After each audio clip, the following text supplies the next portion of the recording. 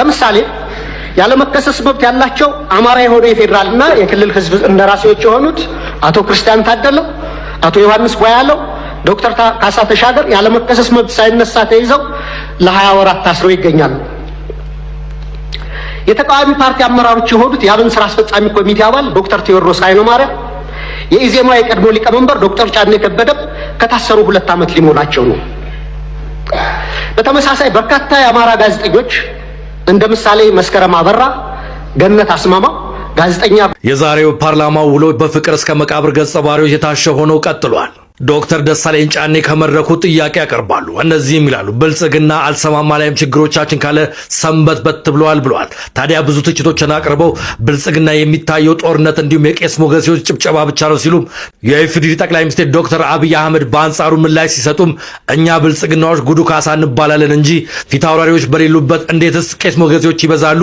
እኛ መንደር እንደዚህ አይነት ታሪክ የለም። ወደ ኋላ ሳይሆን የምንሄደው ወደፊት ነው የምንራመደው ሲሉም ተደምጧል። ከዛም ቀጠል በማድረግ ፍቅር እስከ መቃብርን የደረሱት ሐዲስ ዓለማየሁ እንኳን ቢነሱ የሚየላብይ የሚል ክስ ያቀርቡባቸዋል ሲሉም ተደምጧል።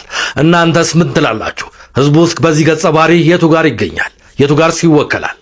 መልሳችሁን ኮመንት ላይ አስቀምጡልኝ። ሰላም ለሀገራችን፣ ሰላም ለህዝባችን። ይህ የሚኖር ህይወት ነው። ሰላም።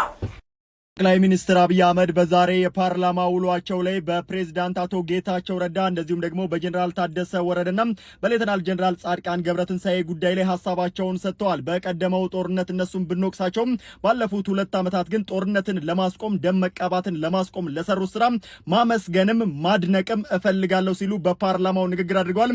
ከዚህ ባለፈም ደግሞ ከነዚህ 3 አመራሮች ጋር የተለያዩ ውይይቶችን ሲያደርጉ እንደቆዩና የጊዜያዊ አስተዳደሩ ጊዜ ማብቃቱን ተከትሎ ለሚቀጥሉት 1 ዓመታትም ተጨማሪ ጊዜ ለመስጠት የተለያዩ ውይይቶችን ማድረጋቸውን ገልጸዋል።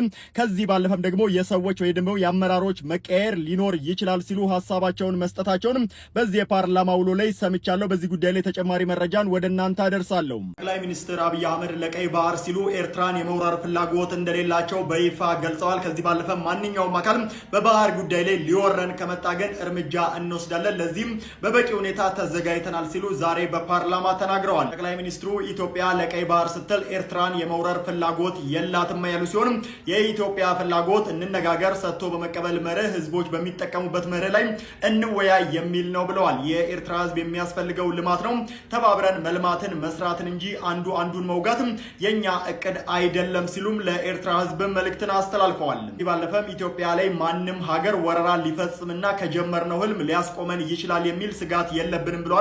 በቂ የተባለ ዝግጅት ስላለን ማንም አያስቆመንም፣ ዝግጅት የምናደርገው ጦርነትን ለማስቆም ነው ሲሉም በዚህ የፓርላማ ቆይታቸው ላይ ተናግረዋል። የባህር በር ጥያቄን ማንሳት ነውርነቱ አሁን ላይ አቁሟል ሲሉም ተደምጠዋል። ዶክተር ደሳለኝ ጫኔ ብልጽግናን ጦርነት ጠማቂ ሲሉ ተናገሩ። ኢህአዴግ አምባገነናዊ አገዛዝ ነበር፣ ብልጽግና የሙሉ ጊዜ ጦርነት ጠማቂ አገዛዝ ሆኗል።